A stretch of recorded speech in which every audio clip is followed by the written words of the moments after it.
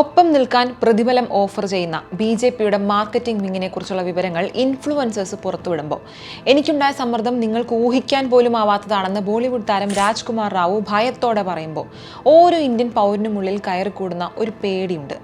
Congress MP Sasi Tharoor കഴിഞ്ഞ ദിവസം ഒരു പോസ്റ്റ് പങ്കുവച്ചിരുന്നു.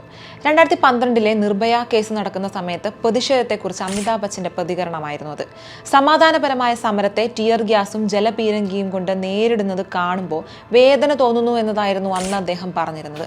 2014 BJP ഭരണത്തിൽ വന്നതിന് ശേഷം വായടക്കപ്പെട്ട ബോളിവുഡ് താരങ്ങളിൽ നിർഭാഗ്യവശാൽ ഇന്ത്യൻ സിനിമയുടെ ബിഗ് ബി ആയ അമിതാഭ് ബച്ചൻ പോലുമുണ്ട് എന്ന സത്യം വേദനയോടെ ഓർമ്മിപ്പിക്കുന്നതായിരുന്നു ആ പോസ്റ്റ്.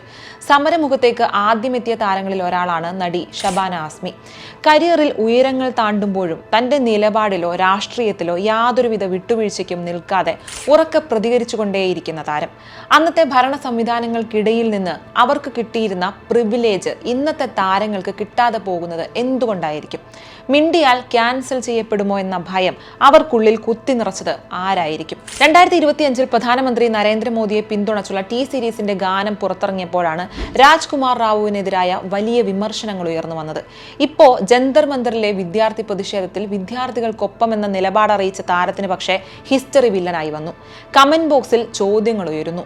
നിങ്ങളുടെ മോദി സ്തുതി ഞങ്ങൾ മറന്നിട്ടില്ലെന്ന കമന്റുകൾ രാജ്കുമാർ റാവുവിനെ വേദനിപ്പിച്ചിരിക്കാനാണ് സാധ്യത. അദ്ദേഹം ഉടൻ തന്നെ മറുപടി നൽകി.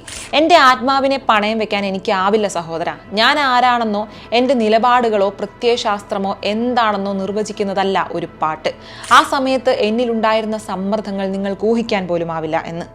സമൂഹത്തിന് മുന്നിൽ തെറ്റിദ്ധരിപ്പിക്കപ്പെടുമ്പോഴുണ്ടാകുന്ന വേദനയിൽ അറിയാതെ പറഞ്ഞു പോയ വാചകത്തിന് പക്ഷേ അധികം ആയുസുണ്ടായിരുന്നില്ല. വൈകാതെ തന്നെ ആ കമന്റ് അദ്ദേഹത്തിന് ഡിലീറ്റ് ചെയ്യേണ്ടി വന്നു. കമന്റ് ഡിലീറ്റ് ചെയ്യാനും അയാളിൽ സമ്മർദ്ദം ഉണ്ടായിട്ടുണ്ടാവാം എന്നതാണ് മനസ്സിലാക്കുന്നത്. പിന്നീട് ഇതുവരെയും മറ്റൊന്നും അയാൾ മിണ്ടിയിട്ടില്ല. പക്ഷേ ഇക്കണ്ട പ്രതിഷേധങ്ങളും ഒടുവിലെ ധർമ്മേന്ദ്ര പ്രധാന്റെ രാജിയും നേരിനൊപ്പം നിൽക്കാൻ ഇവർക്ക് പ്രചോദനമാകുമെന്നാണ് നേരിയ പ്രതീക്ഷ.